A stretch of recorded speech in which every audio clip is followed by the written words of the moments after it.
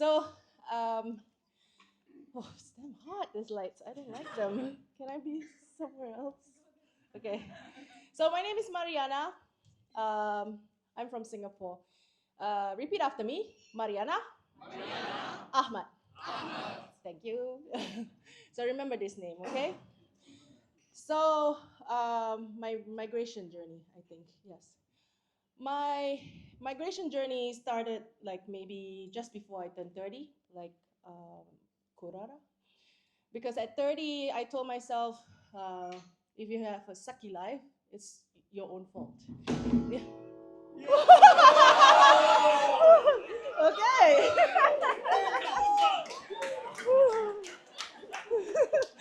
Actually, to tell you the truth,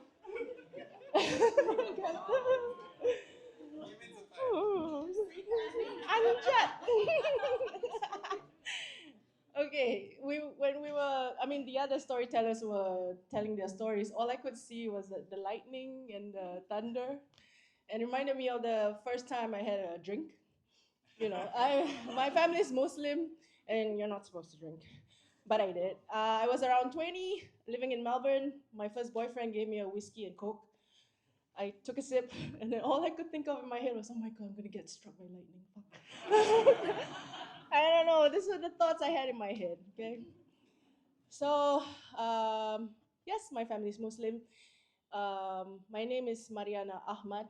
Um, it's some. Where am I going with this? Okay, so again, yeah, I became a migrant to Finland in 2018.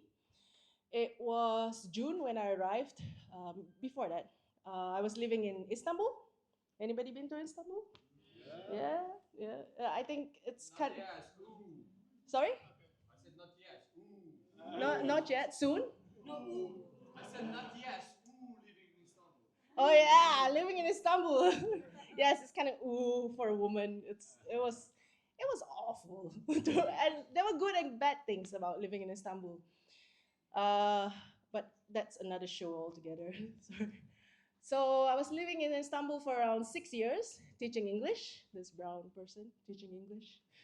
It was pretty hard. Basically, they looked at me and they're like, "You can speak English?" And then I'm like, "Yeah."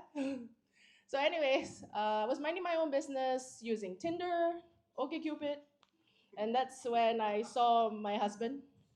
Um, he was this man about this tall, wearing like golf pants that had like a comic strip on it.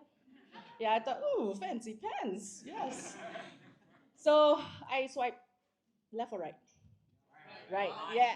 Even on OkCupid, they had that swiping thing. So I swiped right, and he wrote back, and it was this long. So I was like, whoa, an essay. Okay, this guy is keen. So we got to talking on WhatsApp. He previously had a long distance relationship with a woman in Kenya. When they met up, there was no chemistry. So he made sure that he wanted to come visit me immediately. Yeah, very keen. So he flew down to Istanbul. We hit it off. We got on like a house on fire. And so I became a 90-day fiance. So, yeah, I was 38, man. There's no time to lose when you're 38. You know, it's like, let's go, let's do this shit, okay? So, um, moved to Finland. I need a job, right? Back in Singapore, I was a television assistant producer. I used to make like Singapore Idol, which is like American Idol. I did like live shows, multicam directing, yeah, stuff with skills. I was also working for the Singapore government censoring films. That was great. That's when I realized, oh my God, we're still very bloody conservative. Oh, sorry. Don't drive it the other one. Is this really bad? It's really bad. Oh, shit. This is the thing for you to This is bad. happening.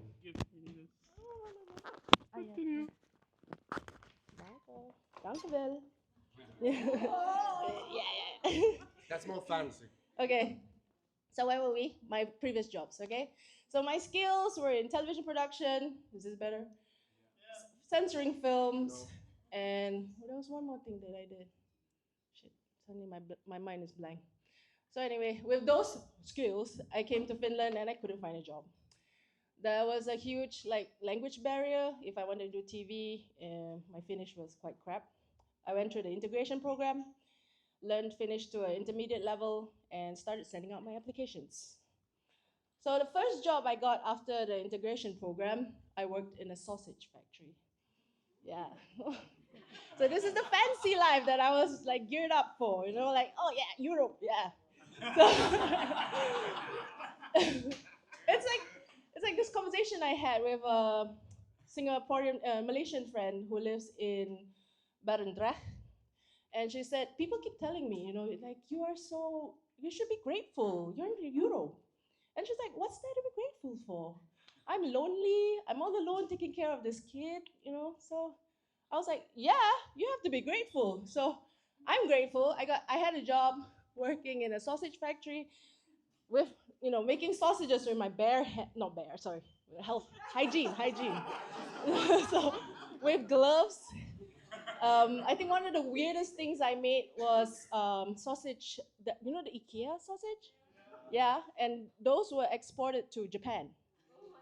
So for some reason, Japanese people really, really like the IKEA sausages from Finland. So I made those. Didn't last long. I stayed there 4 months, and then I moved on to working in the postal service because that's what you do. I sorted cargo, no, parcels. It was okay. It was indoors. When it was hot, it was very, very hot.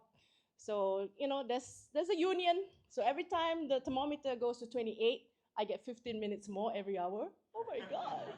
It's like I've not heard of such a thing in Singapore. Okay, we don't know anything about human rights. So, we, so that was my like second job. I did the Christmas season, and then I did the summer, like a summer worker. And then also I worked in a powder factory. Like we were packing protein powder. Amazing. My coworkers were Nepalese men. They actually know each other from young.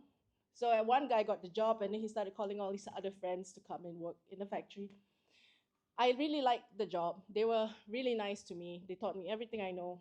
I think if you were looking at the screen show we had just now, one of the pictures I had was like there was an accident at the factory. Not a big accident.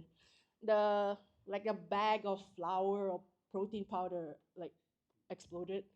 So my face was all covered in protein powder. It's like the glamorous life of living in Europe, you know. It's great. And then there was my another job I worked in like a what is it? It's a zero hour contract job. It's on an app. You just swipe and you see which location you can work. So I was frying this little teeny tiny fish in like really hot butter on a fucking hot conveyor belt. So for how much did I get? About 11 an hour maybe. Just stand there, make sure the fish was swimming in its own butter. Really, very important. Okay, just flip, flip, flip. So why am I telling you this? Oh, because I sent out so many applications and I only got calls to all these blue collar jobs, you know? It really breaks down like if you had dreams, you just, got crushed. And then the only callback I had like proper office jobs was like 3. I can count on one hand, 3 calls. This was in a span of 5 years that I've been living in Finland. And that's when I found out that somebody, a brother from another mother, Mr. Ahlak Ahmad, he's also from the university that I'm in right now, University of Helsinki. He did a research where he sent out 5,000 applications under 5 different race categories, ethnicities: English, Russian, Somali, what else? Shit. English, Russian, Somali, Iraqi, and one more. Finnish, correct, yes. Thank you. So guess who had the most callbacks, okay? Who? Finnish, correct. If you had a Finnish name, you can be male or female. The white females, Finnish females, got the most callbacks out of those 5,000 applications. The people with the least number of callbacks were the Somali men. So I thought, oh, is it because when I sent out my application, I just put my name. I refuse to take on my husband's surname. It's not a thing I do.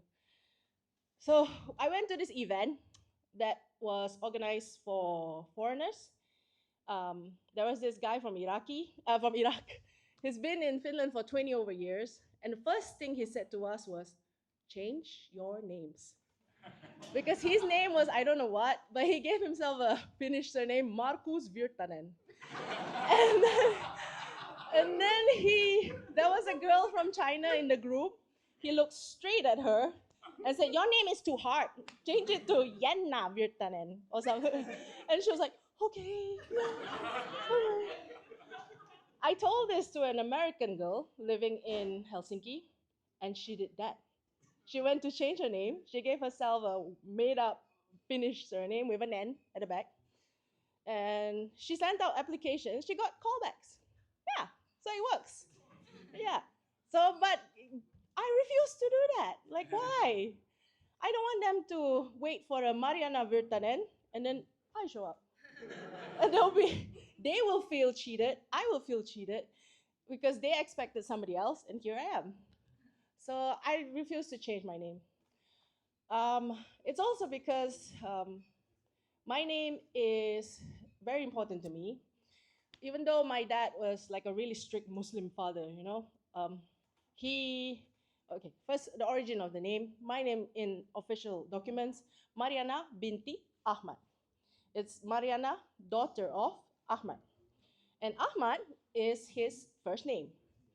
It's not even a surname. We don't have surnames. It's like really hard to even trace our roots. But yeah, I know my ancestors probably are like, why are you in Netherlands?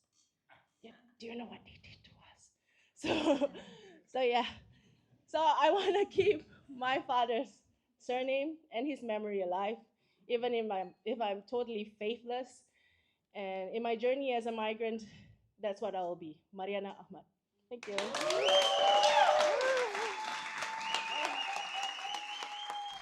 Hear my story, use your vote.